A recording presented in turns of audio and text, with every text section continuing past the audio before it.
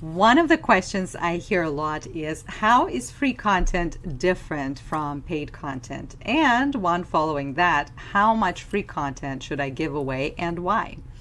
In this episode, we'll look into why giving free content is necessary and how it's different from the paid content, and why it's important to know this difference.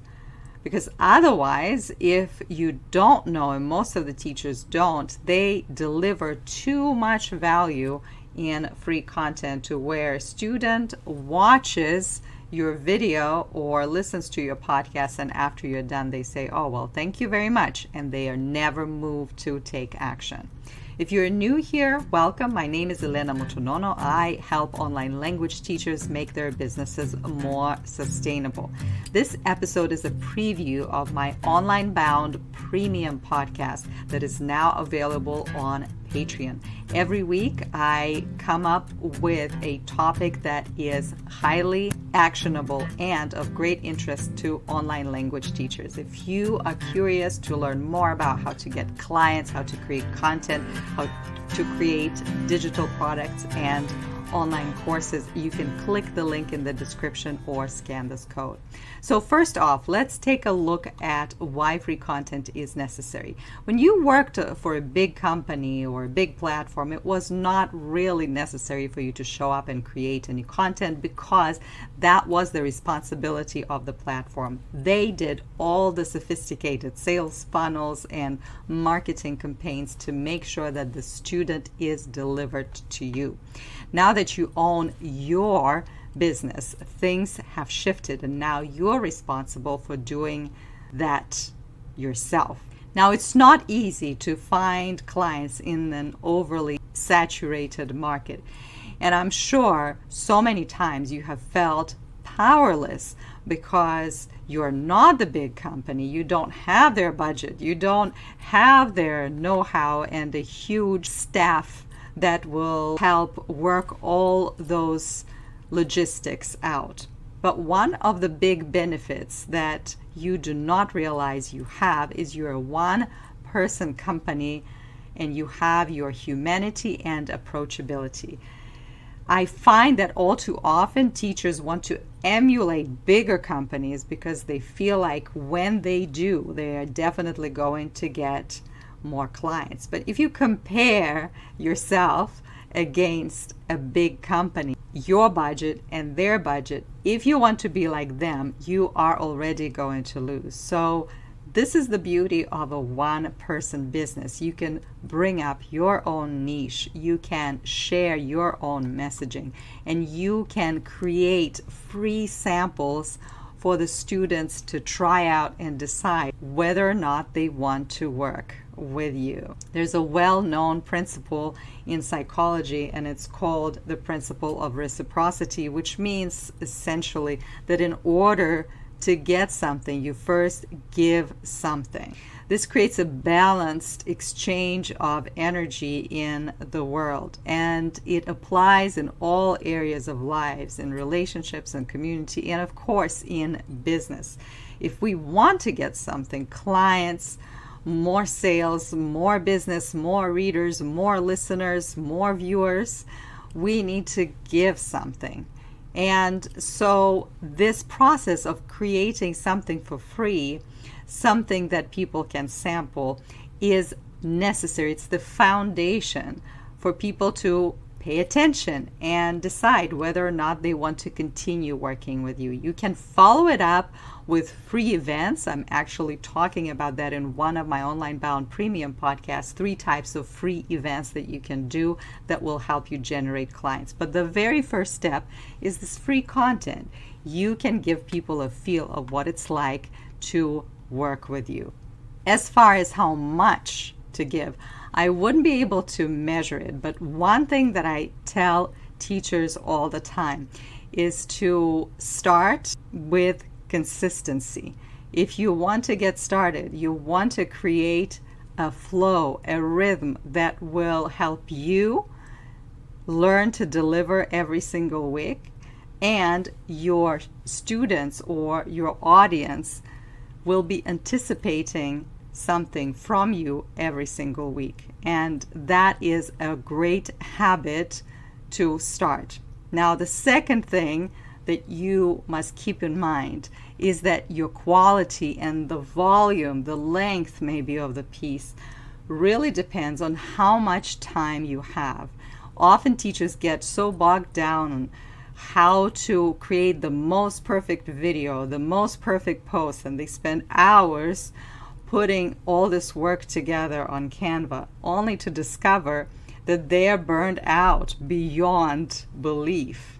And why is that? Because they approach that with unrealistic mindset. When you teach 5 to 10 hours a day, where are you going to find the time to create content? So in the beginning especially, it's important to remember that consistency beats perfection. Now, how do you make sure that free content isn't turning people away and instead makes them fired up to hear from you and inspires them to take that action and to sign up to work with you? If I can distill my 15-year content creation experience in all different niches, I can talk about 3 main characteristics of free content that moves people to action. I will also give you an example in just a few minutes of how you can transform a piece of bland and boring content into something that connects with your audience. So the 3 characteristics are, number 1 is what I call the crunch. Before you offer a solution, before you give the person the next step, they need to be aware of the problem. And so the content that doesn't make your audience aware of the problem, if it doesn't explain what the problem, maybe not so much in depth, but bring awareness to the problem, is going to really be boring and uninteresting to your audience. I mean, what is appealing about a post where you outline the word of the day? There is nothing appealing in that. The second one is dynamic storytelling. Now, it's really important to understand storytelling because I see online language teachers sometimes use storytelling haphazardly. And what I mean by that, they hear somebody in a reel tell them that storytelling is important, and so they go on and create this emotional ties with their audience, emotional connection, by saying things like, oh, I went to this university, I lived in this country, I went on a trip here or there. And that storytelling has nothing to do with the subject matter. So dynamic storytelling is different. It is connected to the problem that you are sharing as a crunch of your post. And the third one is application and call to action.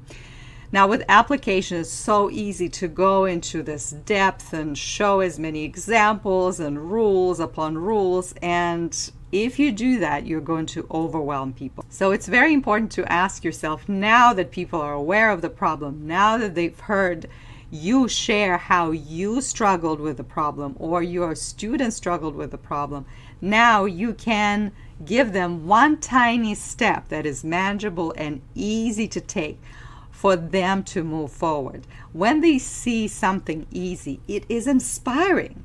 When you don't over deliver, people can look at the plan that you give to them, just one tiny step, and say, wow, this is possible, I can do it. And that's exactly the attitude you want people to have to then call them to action. And this is how you tell them they can work with you. They can either sign up for your course or a program or a free event. Let's look at a free piece of content that many of us may have created. For example, a post on how to use the present perfect tense, 5 rules. Now, this post is boring as hell.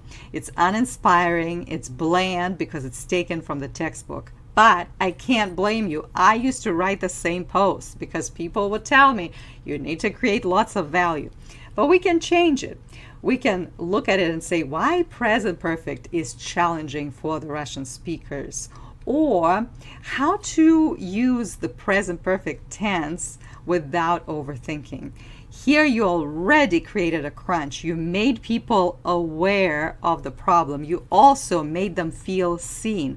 When they just talk about 5 rules or hear about somebody saying about some kind of 5 strategies, it all may seem really bland and it may seem disconnected from their reality. But once you bring that crunch, they see themselves in it and they are ready for the next step. And the next step is your dynamic storytelling, where you can share. Maybe you're a Russian speaker and you can tell them, you know what, I struggled with that tense. Why? Because we don't have it in our language. Think about your students, or maybe share your experience learning something in another language that you did not know existed.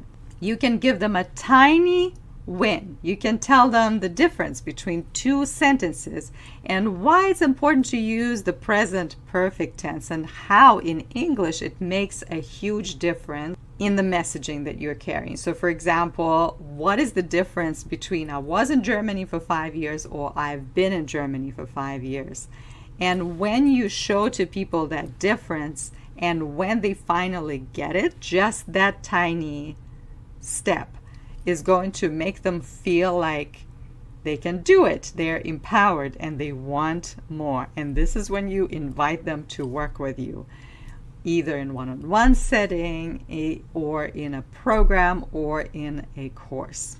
If you're ready to get more actionable content on a weekly basis, I invite you to sign up for Online Bound Premium on Patreon. Thank you for tuning in today. Please like and subscribe and let me know in the comments if any of this free versus paid content resonated with you. I want to hear what you're thinking.